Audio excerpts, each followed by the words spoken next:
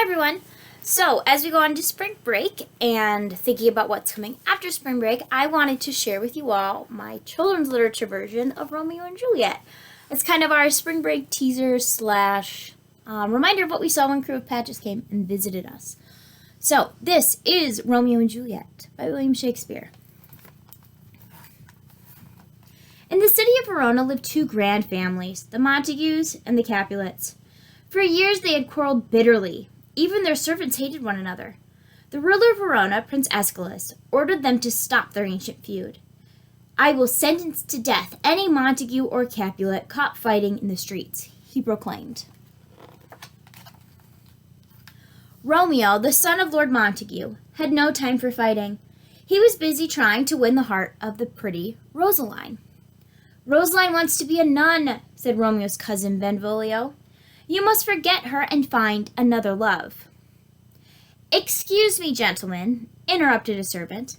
"My master wants to invite people on this list to a party, but he forgot that I don't know how to read." Romeo read the names. "Rosaline is going," he said to Benvolio. "Then we must go too," said Benvolio. "When you see how plain she is next to the other girls, you won't give her another thought."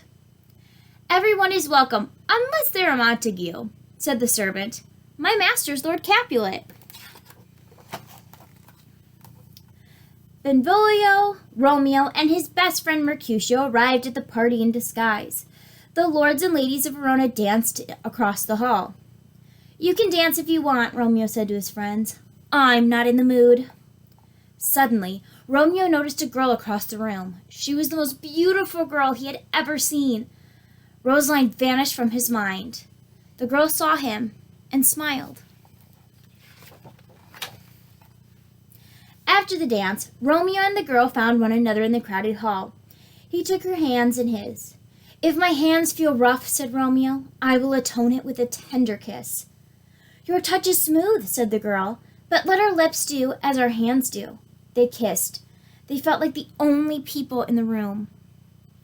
"Juliet, your mother wants you," interrupted an old woman, frowning. Juliet looked at Romeo, then disappeared among the revelers. "Who is her mother?" asked Romeo. "Her mother," replied the nurse, "is Lady Capulet." "A Capulet?" Romeo was in love with the daughter of his family's enemy. Benvolio tugged on Romeo's sleeve. "We should go. Tybalt, Lord Capulet's nephew, has recognized us. Now he's ready to fight." Benvolio, Mercutio, and Romeo hurried away from the party, but Romeo kept thinking about the beautiful Juliet. He decided that he must see her again.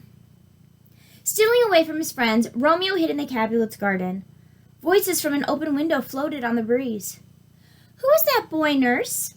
"His name is Romeo. He is the only son of your father's enemy, Lord Montague." Juliet came out on the balcony. "Oh, Romeo, Romeo," she sighed to herself. "How can I love you if you're a Montague?" "I'll change my name for you, my love," cried Romeo. He climbed a tree to the balcony. "If my family finds you, they'll kill you," Juliet whispered. "I don't care," replied Romeo. "I'll die without you." "If we were married," said Juliet, "then no one could keep us apart." "Meet me tomorrow at the chapel," said Romeo, "and Friar Lawrence will marry us." "Friar Lawrence," said Romeo, "I am in love with the fair Juliet. We wish to marry today." "What haste," said the father, "but I will help you. I think your marriage could end the fighting between the Montagues and the Capulets." So Romeo and Juliet were married that very afternoon. After the wedding, Juliet returned home. They had to keep their marriage a secret for now. Romeo promised to visit her that night. Romeo walked through the streets of Verona smiling and thinking of Juliet. Suddenly, he heard shouting. Benvolio and Mercutio were arguing with Tybalt. "Villains!" cried Tybalt. "You must answer for sneaking into Lord Capulet's feast." "Don't fight," said Romeo. "We should be friends." "Coward!" jeered Tybalt. "How dare you insult my friend?" roared Mercutio. He drew his sword and lunged at Tybalt. The sound of clashing steel rang across the street. Romeo tried to stop the fight, but Tybalt darted past him. Tybalt thrust his sword into Mercutio's side, and Mercutio sank to his knees. Romeo stared in horror. His friend was dead. A sudden rage came over him. Romeo raised his sword and hurled himself at Tybalt, piercing him in the chest. Someone screamed from a nearby window. Startled, Romeo realized what he had done. Now Tybalt was dead too. Alerting to the fighting, Prince Aeschylus appeared with his guard. "What happened?" he demanded. "Tybalt killed the brave Mercutio," said Benvolio. "Romeo only fought to avenge his friend." "You should be executed," the prince said to Romeo. "But enough blood has been spilt. Leave Verona at once. If you return, you will be put to death." Sound effects provided by my dogs. Devastated by his punishment, Romeo sought Friar Lawrence's advice. "Go to Mantua," said the friar. "After a while, I'll reveal that you and Juliet are married. This happy news will make peace between your families and convince the prince to forgive you." "I'll go now to Juliet," said Romeo. "Our wedding will be our goodbye. You must leave before daybreak," said the friar, "or you will be caught." Romeo and Juliet passed the night in each other's arms. They woke up as the birds began to sing. "You have to go," said Juliet. "I hear the lark's morning song." "I'll write you every day," said Romeo. Juliet watched him leave, her heart breaking with grief. After Romeo left, Lord and Lady Capulet burst into Juliet's chamber. "You have been so sad recently," said Lord Capulet, "but we have good news. You're to be married tomorrow." Juliet turned pale. "Married? Tomorrow?" "To Count Paris, the handsome nobleman," said Lady Capulet. "Isn't it wonderful?" "But I can't marry," gasped Juliet. "You'll do as I say," roared Lord Capulet, "or your family will disown you." Juliet couldn't marry Count Paris. She was already married to Romeo. Her heart trembled in fear. "I'll go to Friar Lawrence," she decided. "He'll know what to do." "I have a plan," said Friar Lawrence. He took a bottle from the cabinet. "This is a powerful potion. One drop of it and you'll go into a deep sleep. When they come to wake you for the wedding, everyone will think that you're dead. You'll be laid in the family tomb. Meanwhile, I'll send a messenger to Romeo. He'll be there when you wake up, and he'll take you to Mantua."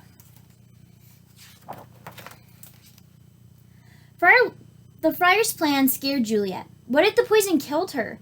But she trusted Friar Lawrence. As she lay in bed that night, she took a sip from the bottle. When the nurse knocked the next morning, no one replied. "Juliet," she called.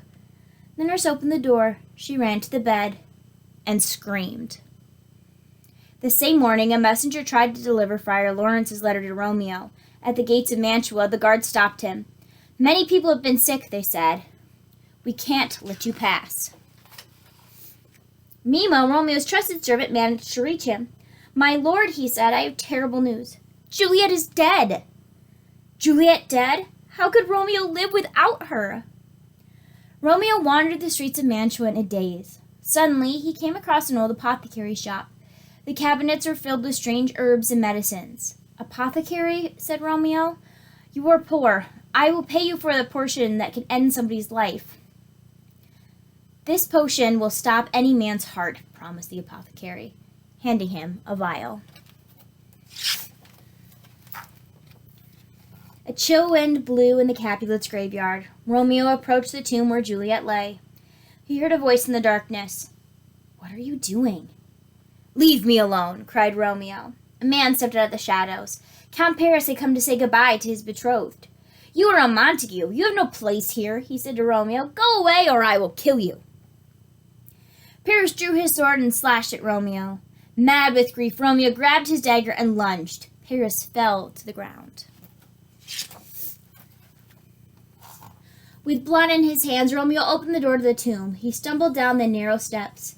There was Juliet. She looked peaceful, almost as if she were asleep. "Dear Juliet, even in death you are beautiful," he whispered. He kissed her lips, then drank deeply from the apothecary's bottle.